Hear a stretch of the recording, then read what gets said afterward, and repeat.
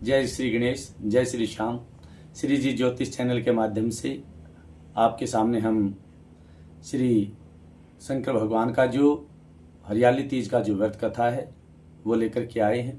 हरियाली तीज का व्रत श्रावण और भादो मास दोनों मासों के अंदर, दोनों महीनों के अंदर शुक्ल पक्ष की जो तृतीया तिथि है उसको किया जाता है। ये व्रत सर्वप्रथम माता पार्वती के द्वारा किया गया। बहुत ही ज्यादा इसका महत्व है। जिसको भी अखंड सौभाग्य की प्राप्ति करनी है वो इस व्रत को अवश्य करें। कथा, पौराणिक कथा इस प्रकार से है। शिव पुराण के अंतर्गत ये कथा आती है कि माता पार्वती के विवाह का प्रस्ताव चला। उस समय पर श्री शंकर भगवान और विष्णु भगवान दोनों को श्रेष्ठ रूप में जाना जाता है और हिमालय के द्वारा श्री विष्णु भगवान से पार्वती जी के विवाह का प्रस्ताव हाँ कर दिया गया। जब पार्वती माता को ये पता चला कि मेरा विवाह प्रस्ताव विष्णु जी के लिए हाँ किया गया है, तब उन्होंने अपनी सखी को बताया कि मैंने तो मन के अंदर शंकर भगवान को अपना पति स्वीकार किया हुआ है, अब मेरे पास में क्या उपाय है। तब उनकी सखी ने समझाया कि संसार के अंदर केवल और केवल शंकर भगवान ऐसे हैं जो भावी को भी मेट सकते हैं। भावी मेट सके त्रिपुरारी, इसलिए आप शंकर भगवान की तपस्या कीजिए। उस हरियाली सखी के द्वारा, अली के द्वारा तृतीया तिथि के दिन पार्वती माता जी ने महलों से निकल करके एक गुफा का दर्शन किया। गुफा के अंदर जाकर के दिन में भी और रात्रि में भी शंकर भगवान के शिवलिंगों की स्थापना करते रही, उनका पूजन करते रही।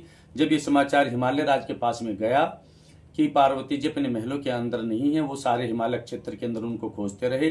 प्रातः हो गई, चतुर्थी तिथि का उदय हो चुका था। उस समय पर पार्वती जी के द्वारा जो शिवलिंग बनाए गए, पूजे गए, उनको प्रवाहित करने के लिए नदी तट पर आई हुई थी। हिमालय राज ने अपनी पुत्री को दूसरे तट पर देखा तो उनसे प्रश्न किया कि हे पुत्री, आप घर से क्यों गई। तब पार्वती जी ने कहा कि हे पिताजी, मैंने शंकर भगवान को अपना पति स्वीकार कर लिया है और मैं चाहती हूं कि यदि आप मेरा विवाह शंकर जी के साथ में करें तो मैं आपके साथ में चलूं। तब हिमालय राज ने उसे पार्वती जी की तपस्या से प्रसन्न होकर के उनसे वचन किया कि हाँ, मैं आपका विवाह शंकर जी से ही विवाह अवश्य करूंगा। तब जाकर के पार्वती जी अपने पिता के साथ में वापस लौट आई। इस व्रत के द्वारा पार्वती माता ने शंकर भगवान को अखंड सौभाग्य के रूप में प्राप्त किया। तब से ये व्रत कथा प्रचलित है।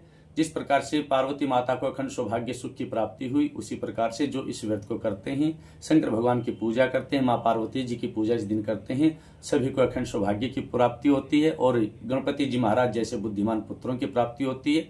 श्री शंकर भगवान, माँ पार्वती, गणपति जी महाराज सह परिवार सबके ऊपर कृपा दृष्टि रखें। नमः पार्वती पते, हर हर महादेव। बोले गणपति जी महाराज की जय।